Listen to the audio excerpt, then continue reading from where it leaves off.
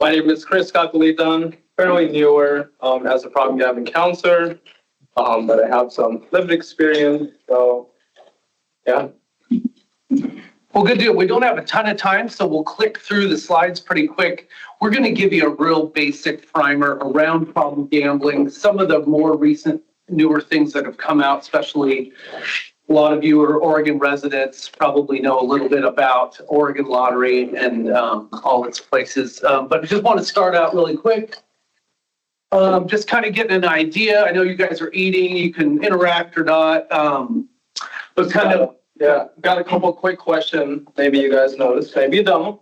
But if you can just shout out, how old do you think you have to be to legally gamble in the state of Oregon? 21. 18, 21, both good answers. So 18 for scratch offs, 21 for everything else. Yeah, and online gambling, it is legal, and sports betting also legal. There's it's in the state of Oregon, the prevalence of gambling is a bigger issue because of the VLTs that we have. It's basically like the slot machines. You don't have to go to a casino to be exposed to it. You see it at your bars, your taverns, your pubs. So, and it was around 2021 when Oregon got involved with the sports betting, which you don't need to go into any kind of establishment to gamble. You can get the app on your phone and go that way. Really quick, just a little background. So legal gambling started, it was a lawsuit in New Jersey. And so since that lawsuit, a lot of states jumped on to legalize gambling. Anyways, that's a whole slide in itself. Common gambling myths. I can tell when I see somebody with a gambling problem. Gambling, just really quick, the prevalence is really low. It's like 1.4% of the population might have a problem gambling, but it crosses all socioeconomic factors, all races, ethnicities, genders. There's a real interesting, when you compare genders and prevalence too, there's some fascinating things there.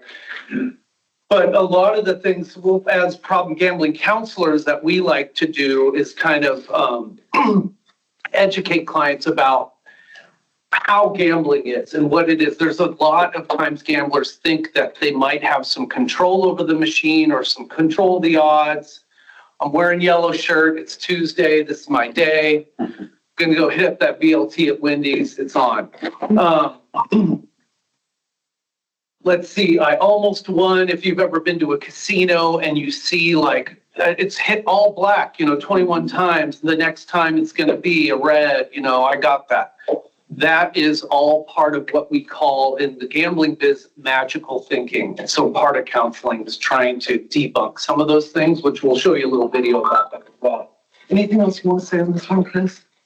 yeah, it's really a big reason why people gamble is they do feel like they have control over it, right? It's always that next big hit, the next button press, maybe the next sports bet, the next penny stock. Like you've been doing all your research, you feel like you have good understanding, and you'll catch up. But it's always a losing game. The more you do it, the more you'll lose. Maybe you'll win once or twice, and it's those intermittent wins that really get someone hooked. But at the end of the day, our clients are coming to us because they're having financial issues.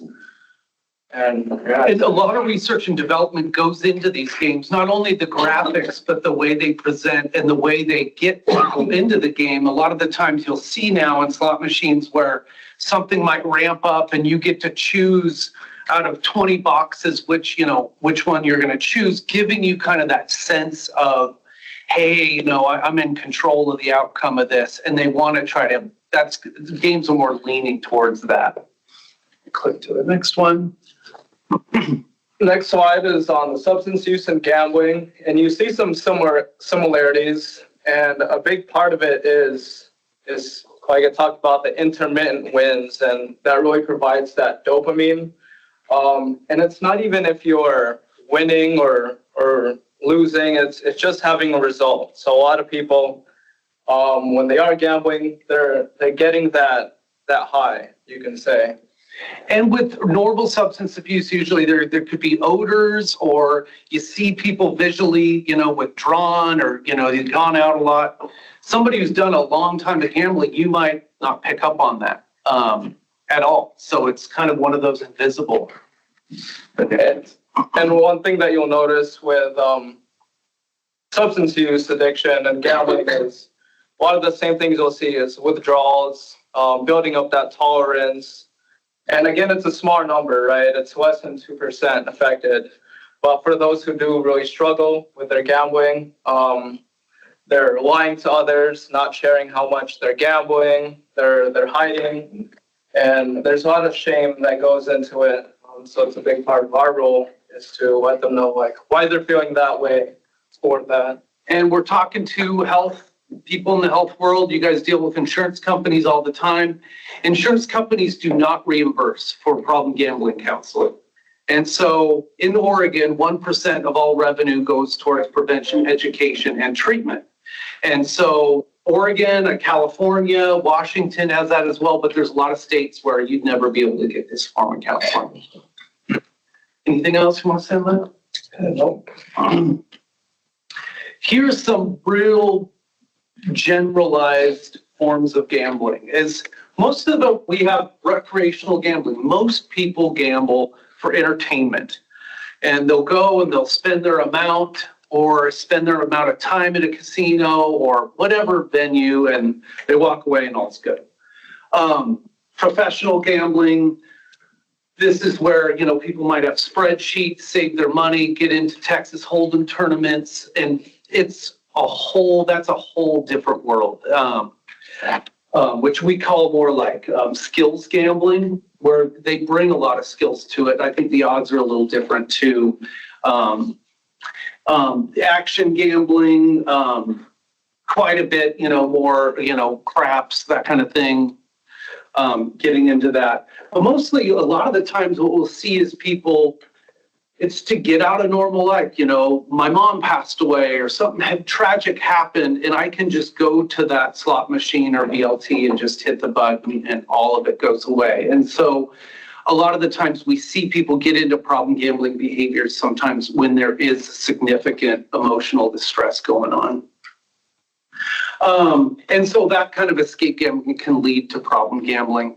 And problem gambling, like Chris hinted at, we're starting to borrow money, or we might be going way over, we might be hiding how much we're spending.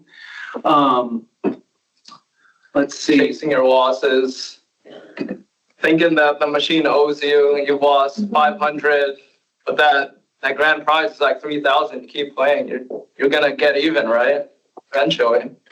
Going into a casino with the mindset, I'm gonna pay my rent, or I'm gonna get this, that's a whole different mindset. Now we're getting into some problem gambling where, you go to see a movie, you don't walk out and be like, I want my money back. It's literally a form of entertainment. So anyways, that's kind of Captain Obvious stuff. But and we'll save questions for the end. Anything else you want to add? No, I'm good. So some risk factors that we often see with our clients, if there's addiction that runs in the family, personality traits, gender, culture, environmental, like Chris alluded to, life stressors. Maybe they don't feel like they have control in their lives, so they just want to numb out and have that control over their gambling. Relationship issues, mental health issues, easy access to gambling, that's a big thing here in Oregon. That's why it's higher rates of problem gambling over here. Even from Oregon to Washington, you'll see a lot more accessibility. And also, a lot of the times, people are exposed to gambling at a very young age. Grandparents got me into cards, or I had my first big win at a young age. And I hear that over and over again, that pattern. I just put 5 in and I got, this crazy win. And then that, such a reinforcer, goes back.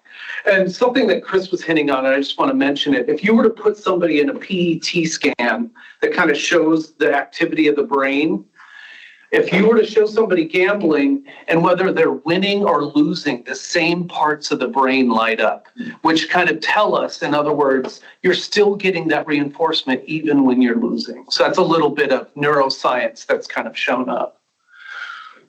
Other protective factors, and I don't know if we'll hit it in the next few slides, but really the money management skills. I think a lot of people don't acknowledge how much they're actually losing when they're gambling because they are thinking of future possible wins. But when you really ask someone, hey, have you added up how much you've lost over the 5-10 years? And it's usually more than the wins. Yeah, putting yourself on a timer, going in with smaller denominations of money. Okay. Show a quick video really quick about how the deception is.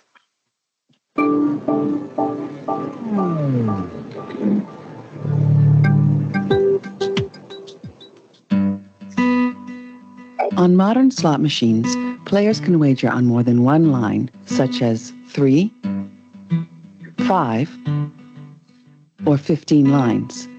On these multi-line games, a loss disguised as a win occurs when the payback on a spin is less than the amount wagered. LDWs can only happen when players bet on more than one line. When a regular loss occurs, the player is paid back nothing. Here, the player has bet on 15 lines and wagered 5 credits on each of them, for a total wager of 75 credits.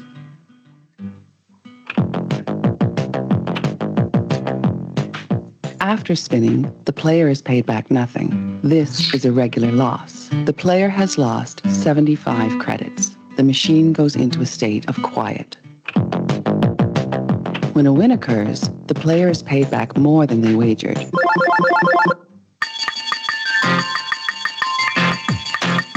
Here, the player was paid back 125 credits. This is more than the wager of 75 credits. The player has come out ahead by 50 credits. A loss disguised as a win falls somewhere in between these two scenarios. Here, the machine pays 25 credits. This is less than the player wagered, so it is technically a loss of 50 credits. However, the machine celebrates this outcome as if it were a win.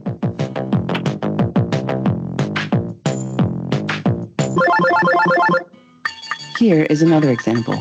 The player wagered 75 credits and the machine paid back 50, making it a loss of 25 credits. When a player wagers on 15 lines, regular losses happen on about 68% of spins. Wins happen on about 14%, and losses disguised as wins happen on about 18%. Thus, LDWs are more common than regular wins. On modern slot machines, players can make approximately 1,000 spins per hour. Thus, on average, in 1 hour, the player is exposed to 680 losses, 140 regular wins, and 180 LDWs. A concern for problem gambling is how often LDWs occur. On average, in 1 hour, the player is rewarded 180 times with flashing graphics and positive sounds, even though these are technically 180 losses. The concern is highlighted by one gaming industry employee who said, "Positive reinforcement hides loss." And one elderly slots player who said, "If I keep on winning, I'm going to go broke."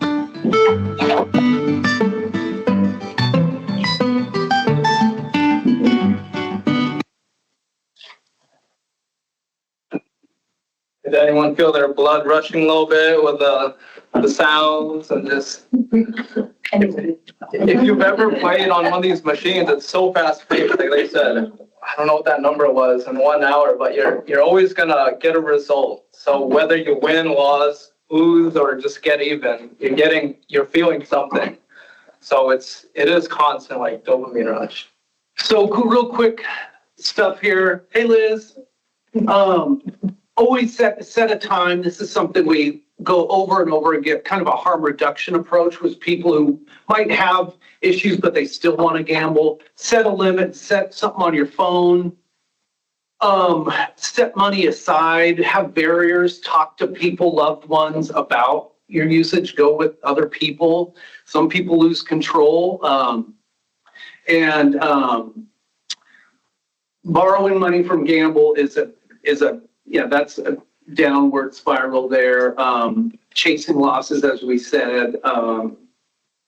Anyways, that's kind of, I want to make sure we hit on. Yeah, and a lot of that was actually in the sheet that I passed out. If you didn't get a copy, maybe make a copy with your friends, your colleagues, but you can share that with clients you may have. So self-exclusion, every casino has this option of self-exclusion, and usually it starts, you can do, I think it's 3 months or 90 days. And then you can apply for a year after that. It's not the greatest of processes, but every casino has that. Yeah, you have online platforms that a lot of people use. A lot of people don't know this, but each app has a way for you to like self-exclude if you look into it. Yeah, and that is a good one. Yeah, and Gamban, it'll kind of teach you about that process. And if you guys have heard ads like Chumba Casino, those are not casinos. Those are all off Australia or in Korea. And those that's not real money. And people have told me they've lost credits. Anyways, so yes, stay away from that. This is our Oregon's own eVive app, which I really want to push. It's free now. If you ever ask for a code, put in Oregon Health Authority or OHA. But this is an excellent app from somebody who got way into problem gambling, who was a computer programmer, and out of his recovery developed this whole app. And I can't say enough about it. It keeps getting better and better. OPGR, as we said, Chris and I are also in Umatilla County. However, we serve Morrow, Wheeler, Gillum County, and Grant County as well. And so we are a resource as well. How we doing, Brody? Couple more minutes. Okay, right on. Okay. Something I want to note with the OPGR is they do have support for Spanish-speaking clients. Neither Chris and I speak Spanish. So if you do have folks who only speak, I would reach out to them. They'll coordinate you with a Spanish-speaking counselor. Yeah, and Oregon has hooked us up with something what we call GamFin, is where we can access financial counselors. Chris and I, we ask a lot about finances when we do our counseling, but we're not financial advisors. However, if people are exploring Chapter 11 or Chapter 7, or they want to start to get into those kind of things, we can link clients up to financial advisors For free. Yeah, that is for free. Any questions or the last one, just our contact? Oh yeah, the eVive. Yeah, that's what it looks like, the face of it. Really good resource. Yeah, an eVive app, it shows when you checked in, there's journaling, there's all these resources, videos, can't say enough about how great eVive app. In other words, a lot of the technology has gotten so good with gambling, it's good to see with the recovery resources, we get some tech involved in that as well. Yeah, and the guy who develops it meets with problem gambling counselors to get their insight and uses data to ensure that the app is being used and is providing resources that are helpful for people. Questions?